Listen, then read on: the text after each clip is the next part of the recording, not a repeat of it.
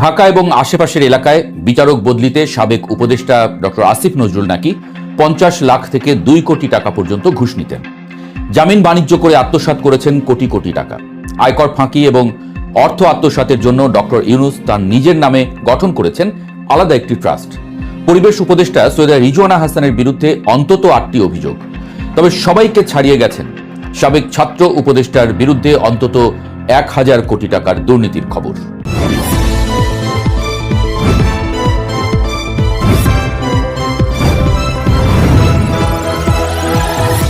এমন সব তাক লাগানো অভিযোগ জমা পড়েছে দুর্নীতি দমন কমিশনে। একটি দুটি নয়, শত শত। এসব খবর আবার উঠে এসেছে দেশের প্রধান প্রধান গণমাধ্যমেও, অর্থাৎ কান না দিয়েও উপায় নেই। প্রশ্ন উঠেছে, আসলেই কি এই সব সাবেক উপদেষ্টারা এমন অপকর্ম করেছেন, নাকি অন্য কোনো কারণ আছে পেছনে? অন্তর্বর্তীকালীন সরকারের বিদায়ের রেশ কাটতে না কাটতেই যেন দেশের রাজনৈতিক ও প্রশাসনিক অঙ্গনে শুরু হয়েছে আর এক নতুন ঝড়। ডক্টর মোহাম্মদ ইউনূসের নেতৃত্বে পরিচালিত সদ্য বিদায়ী সরকারের উপদেষ্টাদের বিরুদ্ধে এখন দুর্নীতির অভিযোগের পাহাড় জমছে দুর্নীতি দমন কমিশনে। ক্ষমতা ছাড়ার মাত্র এক সপ্তাহের মাথায় এমন শত শত লিখিত অভিযোগ জমা পড়ার ঘটনা দেশের ইতিহাসে বিরল। দুদকের একজন দায়িত্বশীল কর্মকর্তার ভাষ্যমতে প্রতিদিন যে হারে অভিযোগের স্তূপ বড় হচ্ছে, তাতে অতীতের সব রেকর্ড ভেঙে যাওয়ার উপক্রম হয়েছে।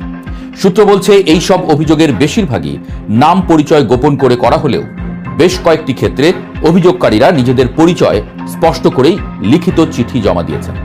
আর এই অভিযোগগুলোর ধরন ও পরিধি এতটাই ব্যাপক যে তা রীতিমতো দেশের সচেতন মহলকে হতবাক করে দিয়েছে।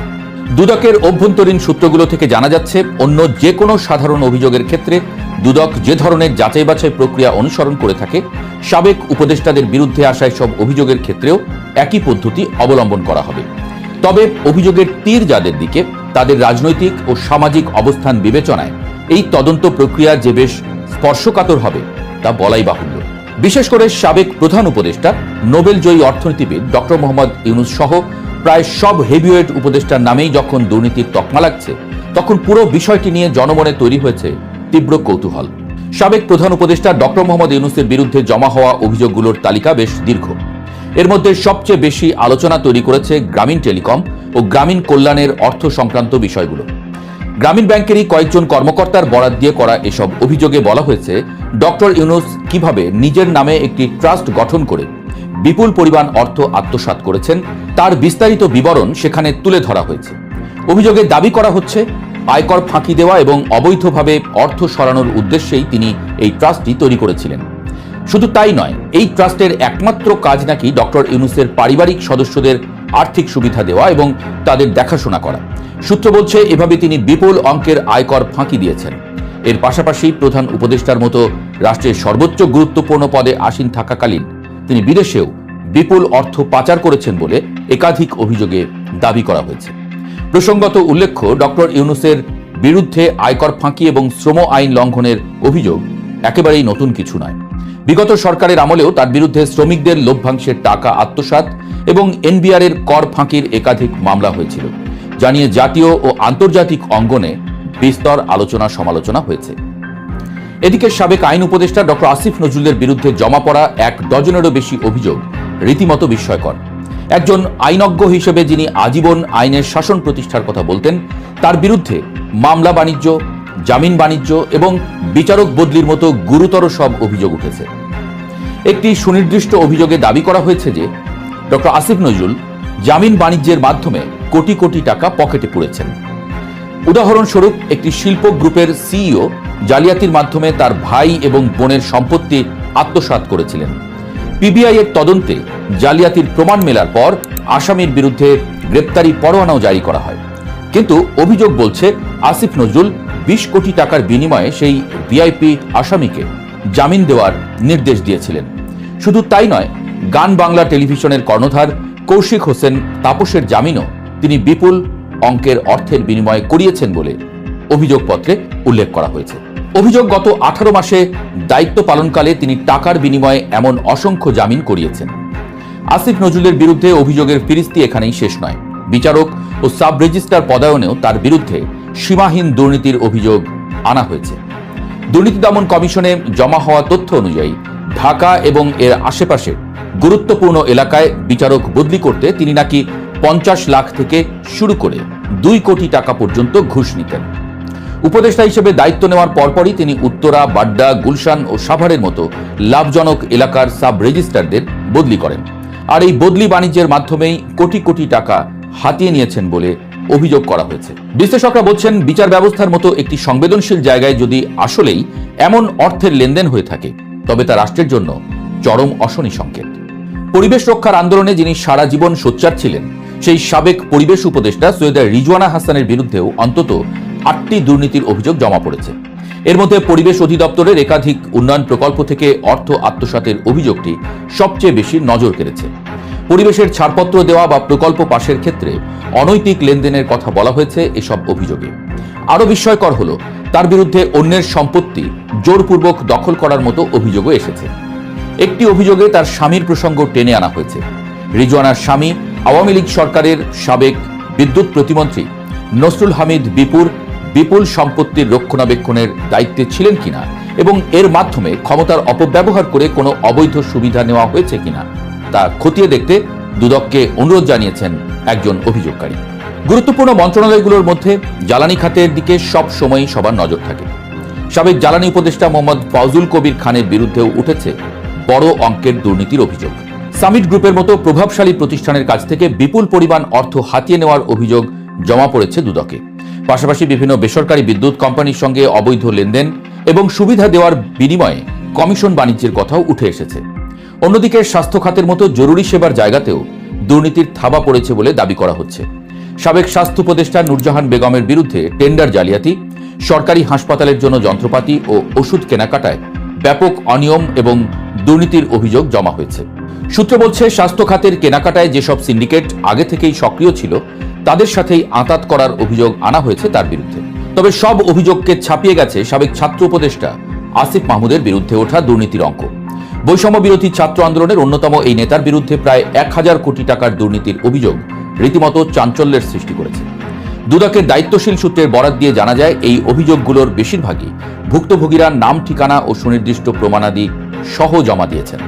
বিভিন্ন সরকারি কাজ পাইয়ে দেওয়ার কথা বলে ঘুষ নেওয়া, কিন্তু কাজ না দেওয়ার অভিযোগের সপক্ষে তথ্য প্রমাণও নাকি সরবরাহ করা হয়েছে। এমনকি তরুণ এই নেতার বিরুদ্ধে বিদেশে অর্থ পাচার এবং বেআইনি ক্রিপ্টোকারেন্সি বা বিটকয়েন লেনদেনের মতো অত্যাধুনিক আর্থিক দুর্নীতির অভিযোগ আনা হয়েছে।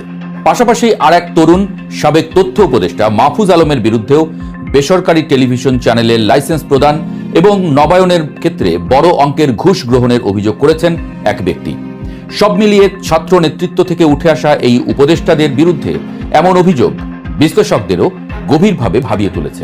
এসব অভিযোগের বিষয়ে দুর্নীতি দমন কমিশন জানিয়েছে, তারা প্রতিটি অভিযোগ অত্যন্ত সতর্কতার সঙ্গে যাচাই বাছাই করছেন।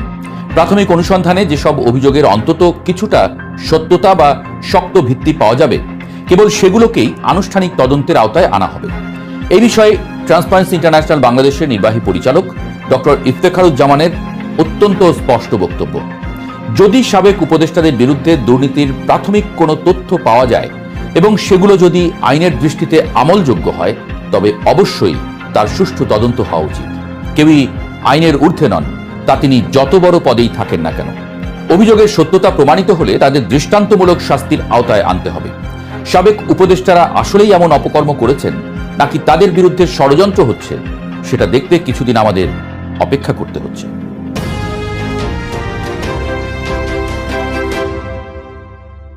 আগামী 2 সপ্তাহের মধ্যে ব্যাপক পাল্টে যাচ্ছে আন্তর্জাতিক অপরাধ ট্রাইব্যুনাল বা আইসিটি। এই আদালতে অন্তর্বর্তী সরকার আমলে জুলাই আন্দোলনের সংগঠিত হত্যাকাণ্ড ও গুম খুন সহ 21টি মামলা চলমান আছে। নতুন চিফ প্রসিকিউটরের হাত ধরে বড় ধরনের পরিবর্তন আসতে যাচ্ছে দেশ ও বিদেশে খবরের অংশ হয়ে যাওয়া এই ট্রাইব্যুনালের। আগামী 1 সপ্তাহের মধ্যে ট্রাইব্যুনালের একাধিক প্রসিকিউটর পদত্যাগ করতে পারেন অথবা তাদের সরিয়ে দেওয়া হতে পারে। সাথে সাবেক চিফ প্রসিকিউটর তাজুল ইসলাম সহ কয়েকজন প্রসিকিউটরের বিরুদ্ধে ঘুষ লেনদেন ও নানা ধরনের অনিয়মের যেসব অভিযোগ জমা পড়েছে, সেগুলোর তদন্তে বিশেষ টিম গঠন করা হতে পারে। সবচেয়ে বড় যে উদ্যোগটি নতুন প্রসিকিউশন টিম নিতে যাচ্ছে, সেটি হলো এই আদালতে সাবেক প্রধানমন্ত্রী শেখ হাসিনার বিরুদ্ধে মৃত্যুদণ্ড দেওয়া সহ যে 3টি মামলার রায় হয়েছে, সেগুলো নথিপত্র নতুন করে পরীক্ষা নিরীক্ষা করা হবে। শুধু পরীক্ষা নিরীক্ষাই করবে না, এসব মামলার রায়ে কোনো অনিয়ম পাওয়া গেলে আইনগত ব্যবস্থা নেওয়া হবে বলে জানিয়েছেন নতুন chief prosecutor advocate Mohammad Aminul Islam. আইসিটির একাধিক সূত্র বলছে, ট্রাইব্যুনালে যে 21টি মামলা চলমান, সেগুলোতে বেশিরভাগ আসামি করা হয়েছে সাবেক অন্তর্বর্তী সরকার কিচেন ক্যাবিনেটের সদস্যের হুকুমে, এমন জনশ্রুতি আছে। এই অভিযোগটি গুরুত্ব দিয়ে তদন্ত করতে চায় নতুন প্রসিকিউশন। পাশাপাশি দল নিষিদ্ধের বিধান ও সেনা সদস্যদের এই ট্রাইব্যুনালের বিচারের বিধান যুক্ত করা সহ অন্তর্বর্তী সরকার আমলে জারি হওয়া আইসিটি নিয়ে 4টি অধ্যাদেশের গ্রহণযোগ্যতা ও আইনি বৈধতা পর্যালোচনা করবে নতুন প্রসিকিউশন। এসব অধ্যাদেশ ও সংশোধনী নিয়ে সুপ্রিম কোর্টের সিনিয়র আইনজীবীদের একটি দল উচ্চ আদালতে চ্যালেঞ্জ করতে পারে, এমন খবর আছে নতুন প্রসিকিউশনের কাছে। তার আগেই আইনি বিষয়গুলো ঝালাই করে নিতে চায় নতুন প্রসিকিউটর ও তার টিম। সংশ্লিষ্টরা মনে করেন, তদন্ত হলে গত 18 মাসে আইসিটির অনেক অজানা কাহিনী বেরিয়ে আসবে। বিস্তারিত জানতে চলুন যাওয়া যাক বিশ্লেষণে।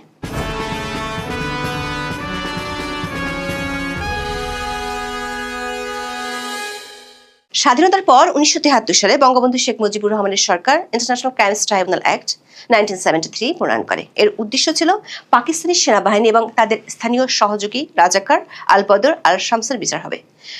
তবে 1975 সালের রাজনৈতিক পট পরিবর্তনের ফলে এই বিচার প্রক্রিয়া দীর্ঘ সময় থমকে থাকে। 2008 সালের সাধারণ নির্বাচনে আওয়ামী লীগের নেতৃত্বাধীন মহাজোটের অন্যতম প্রধান প্রতিশ্রুতি ছিল যুদ্ধাপরাধীদের বিচার। ক্ষমতায় আসার পর 2009 সালে তৎকালীন আওয়ামী লীগ সরকার 1973 সালের আইনটি সংশোধন করে এবং 25 মার্চ 2010 সালে আনুষ্ঠানিকভাবে প্রথম ট্রাইব্যুনাল গঠন করা হয়। মামলার সংখ্যা বেড়ে যাওয়ায় 2012 সালের 12 মার্চ দ্বিতীয় আরেকটি ট্রাইব্যুনাল গঠন করা হয়। 2013 সালের 21 জানুয়ারি আবুল কালাম আজাদ ওরফে বাচ্চু রাজাকারকে মৃত্যুদণ্ড প্রদানের মাধ্যমে প্রথম রায় ঘোষিত হয়েছিল এই ট্রাইব্যুনালে। মতিউর রহমান নিজামী, আলী হাসান মোহাম্মদ মুজাহিদ, কাদের মোল্লা, সালাউদ্দিন কাদের চৌধুরী এবং গোলাম আজমের মতো ব্যক্তিদের বিচার হয় এই ট্রাইব্যুনালে। 2024 সালের 5 আগস্ট রাজনৈতিক পট পরিবর্তনের পর আইসিটিতে নতুন মাত্রা যোগ হয়। রাতারাতি আগের আসামির পক্ষের আইনজীবীরা হয়ে যান রাষ্ট্রপক্ষের আইনজীবী। 2024 সালের 5 সেপ্টেম্বর তৎকালীন অন্তর্বর্তী সরকার জামাত ইসলামপন্থী সুপ্রিম কোর্টের আইনজীবী তাজুল ইসলামকে চিফ প্রসিকিউটর হিসেবে নিয়োগ দেয়। যদিও আওয়ামী লীগ সরকারের সময় এই ট্রাইব্যুনালে যুদ্ধাপরাধের অভিযুক্ত জামাত নেতাদের আইনজীবী ছিলেন তাজুল ইসলাম। একই সাথে পুনর্গঠন করা হয় ট্রাইব্যুনাল। এরপর থেকে তাজুল ইসলাম জুলাই আন্দোলনের সময় সংগঠিত মানবতা বিরোধী অপরাধের 21টি মামলায় চিফ প্রসিকিউটর হিসেবে দায়িত্ব পালন করেন। এই 21টি মামলায় 457 জনের বিরুদ্ধে বিচার চলেছে। আসামিদের মধ্যে 293 জন পলাতক এবং 164 জন কারাগারে রয়েছে। প্রথমে একটি ট্রাইব্যুনালে বিচারিক কার্যক্রম চললেও পরে আরেকটি ট্রাইব্যুনাল গঠন করা হয়। দুই ট্রাইব্যুনালে এবছরের 9 ফেব্রুয়ারি পর্যন্ত 24টি আনুষ্ঠানিক অভিযোগ দাখিল করা হয়েছে। যে 3টি মামলায় রায় ঘোষণা করা হয়েছে সেগুলোর একটিতে সাবেক প্রধানমন্ত্রী শেখ হাসিনা ও সাবেক স্বরাষ্ট্রমন্ত্রী আসাদুজ্জামান খান কামালকে মৃত্যুদণ্ড দিয়েছে ট্রাইব্যুনাল। এই মামলায় সাবেক আইজিপি চৌধুরী আব্দুল্লাহ আল মামুন রাজসাক্ষী হওয়ায় সাজা কমিয়ে 5 বছরের কারাদণ্ড দেওয়া হয়। এছাড়া ডিএমপির সাবেক কমিশনার হাবিবুর রহমান হাবিব সহ 11 জনকে বিভিন্ন মেয়াদে কারাদণ্ড দিয়েছে ট্রাইব্যুনাল। গাজীপুরের সাবেক সংসদ সদস্য সাইফুল ইসলাম সহ 15 জনকে বিভিন্ন মেয়াদে কারাদণ্ড দিয়েছে ট্রাইব্যুনাল 2। রাজসাক্ষী হওয়া এক আসামিকে খালাস করে রায় দেওয়া হয় এই মামলায়। জুলাইয়ের মানবতা বিরোধী অপরাধের আরো 34টি মামলা এখন তদন্তাধীন রয়েছে ট্রাইব্যুনাল তদন্ত সংস্থায়। এর মধ্যে রামপুরের ছাদের কার্নিশে ঝুলে থাকা ব্যক্তিকে হত্যার মামলার বিচার কাজ শেষ হয়েছে। আগামী 4 মার্চ রায় ঘোষণা করা হবে। এই ট্রাইব্যুনালে আওয়ামী লীগ সরকারের আমলের হওয়া গুম ও নির্যাতনের বিচার চলছে। বিচারের মুখোমুখি হয়েছেন সাবেক সেনা কর্মকর্তা জিয়াউল হাসান, সাবেক ও বর্তমান কর্মরত সহ মোট 20 জন সেনা কর্মকর্তা মামলার আসামি। পুলিশের একেবারে ঊর্ধ্বতন কর্মকর্তা সহ মোট 65 জন জুলাইয়ের মানবতা বিরোধী অপরাধ মামলার আসামি। অন্তর্বর্তী সরকার আমলে ট্রাইব্যুনালের প্রসিকিউশন টিমের কর্তৃত্ব ছিল তাজুল ইসলামের নেতৃত্বে জামাতপন্থী আইনজীবীদের হাতে। সরকার বদলের সাথে সাথে বদল হয় সেই নেতৃত্বের। গত 24 ফেব্রুয়ারি ট্রাইব্যুনালের চিফ প্রসিকিউটরের পদে তাজুল ইসলামের নিয়োগ বাতিল করে নতুন নির্বাচিত সরকার। একই দিন সুপ্রিম কোর্টের আইনজীবী মোহাম্মদ আমিনুল ইসলামকে এ পদে নিয়োগ দিয়ে প্রজ্ঞাপন জারি করে আইন, বিচার ও সংসদ বিষয়ক মন্ত্রণালয়ের সংশ্লিষ্ট বিভাগ। সরকার বদলের সাথে সাথে ট্রাইব্যুনাল নিয়ে বেরিয়ে আসছে নতুন নতুন তথ্য। অনিয়ম, দুর্নীতি, ট্রাইব্যুনাল থেকে তথ্য পাচারের মতো গুরুতর অভিযোগ উঠে এসেছে। এসব নিয়ে এখন অস্থিরতা, হতাশা বিরাজ করছে ট্রাইব্যুনালের প্রসিকিউশনে। একই সঙ্গে পাল্টাপাল্টি বক্তব্য, বিবৃতি, একে অন্যের প্রতি অবিশ্বাস, সন্দেহ এবং বিভক্তিও বাড়ছে। রাজনৈতিক মহাদর্শের জায়গা থেকেও কেউ কেউ প্রকাশ্যে কিংবা অপ্রকাশ্যে একে অন্যের প্রতি বিষোদ্গার করছেন। এসব বিষয়ে ট্রাইব্যুনালের চিফ প্রসিকিউটর মোহাম্মদ আমিনুল ইসলাম গণমাধ্যমকে জানিয়েছেন, তিনি মাত্র দায়িত্ব নিয়েছেন। আনুষ্ঠানিক কোনো অভিযোগ তার কাছে না গেলেও তিনি সার্বিক বিষয় অবগত আছেন। আগামী 15 দিনের মধ্যে প্রসিকিউশনকে সুন্দর ও সুশৃঙ্খল করতে আইনগতভাবে সব সিদ্ধান্তই নেবেন বলে জানান তিনি। বর্তমানে ট্রাইব্যুনালের চিফ প্রসিকিউটর আমিনুল ইসলাম সহ 16 জন প্রসিকিউটর কর্মরত রয়েছেন। এর মধ্যে প্রসিকিউটর মোহাম্মদ আব্দুস সোবহান তরফদার ও মোহাম্মদ মিজানুল ইসলাম অতিরিক্ত অ্যাটর্নি জেনারেল পদমর্যাদার, প্রসিকিউটর গাজী মুনার হোসেন তামিম, বিএম সুলতান মাহমুদ, মোহাম্মদ শহীদুল ইসলাম সর্দার ও Faruk Ahmed deputy attorney general পদমর্যাদার দায়িত্ব পালন করছেন। এছাড়া সহকারী অ্যাটর্নি জেনারেল পদমর্যাদার দায়িত্ব পালন করছেন 9 জন প্রসিকিউটর। তাজুল ইসলামের বিদায়ের দিনে তিনি এবং প্রসিকিউটর গাজী মুনার হোসেন তামিমের বিরুদ্ধে কিছু অভিযোগ করেন প্রসিকিউটর বিএম সুলতান মাহমুদ।